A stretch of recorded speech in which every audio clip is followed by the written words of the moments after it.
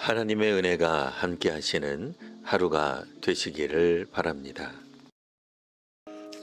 오늘 말씀은 신약성경 사도행전 8장 9절에서 13절까지 말씀입니다.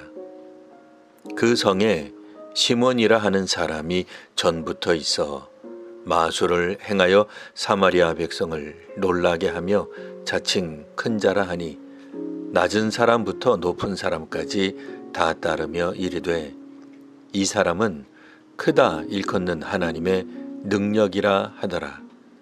오랫동안 그 마술에 놀랐으므로 그들이 따르더니 빌립이 하나님 나라와 및 예수 그리스도의 이름에 관하여 전도함을 그들이 믿고 남녀가 다 세례를 받으니 시몬도 믿고 세례를 받은 후에 전심으로 빌립을 따라다니며 그 나타나는 표적과 큰 능력을 보고 놀라니라. 아멘. 예루살렘에 모여 기도하며 기다리던 제자들에게 오순절 성령이 임하였습니다. 제자들은 오순절 방언으로 말하였습니다.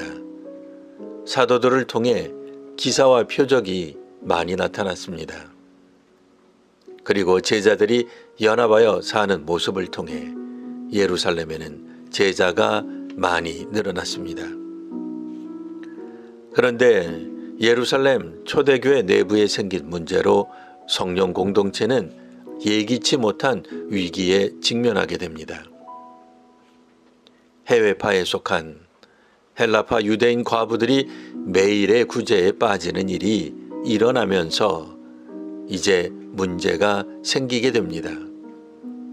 당시 예루살렘 교회는 국내파인 히브리파 유대인의 비율이 80%였습니다.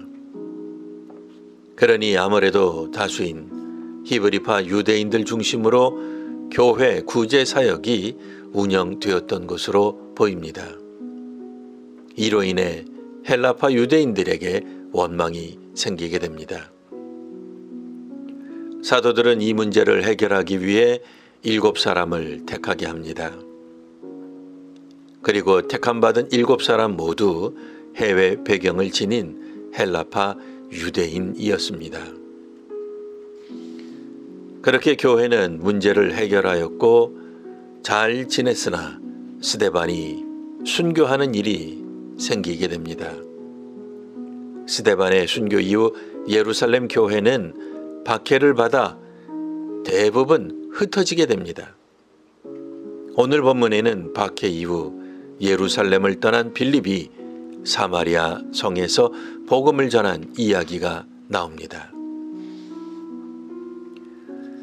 사마리아는 예수님과 동행하던 시절 제자들조차 불의 심판을 주장한 바 있었던 곳입니다.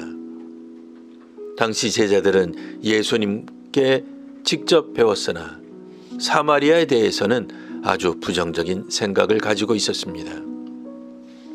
우리식으로 말하자면 사마리아인들을 친일파 또는 공산당 앞잡이쯤으로 여겼던 것입니다. 그러니 유대인들은 사마리아인들을 복음의 대상으로 생각하지 않았습니다. 하나님의 백성이 될 수 없다고 생각하였습니다. 그런데 빌립은 바로 그 사마리아 성에서 복음을 전합니다. 당시 사마리아에는 시몬이라는 자가 마술로 주민들을 정신적으로 지배해 왔습니다. 하지만 빌립이 전한 복음으로 시몬을 포함하여 많은 사마리아 원주민들이 세례를 받게 됩니다. 성령이 충만하여 오순절 방언을 하여도 여전히 국내파 유대인 제자들은 사마리아에 복음을 전하는 일에 적극적으로 참여하지 못합니다. 결국 해외파 유대인 제자들이 사마리아 사역을 감당합니다. 이처럼 우리가 가진 가치관에 따라 사역을 선별적으로 하는 경우가 있습니다. 하지만 그리스도의 제자는 성령께서 이끄시는 대로 사역할 필요가 있습니다. 복음을 위해 나아가는 귀한 성도와 교회가 되시기를 기원합니다. 기도하겠습니다. 하나님, 강력한 오순절 성령 경험으로 오순절 방언을 말한 예루살렘 교회가 내부적인 문제가 있었음을 읽었습니다. 다소를 향한 편중된 구제 사역이 문제가 되었습니다. 해외파 빌립이 사마리아에서 복음을 전하는 일은 단순히 그가 7사람 중 하나였기 때문이 아니었음을 배웠습니다. 우리가 지닌 가치관에 따라 사역에 한계가 있음을 봅니다.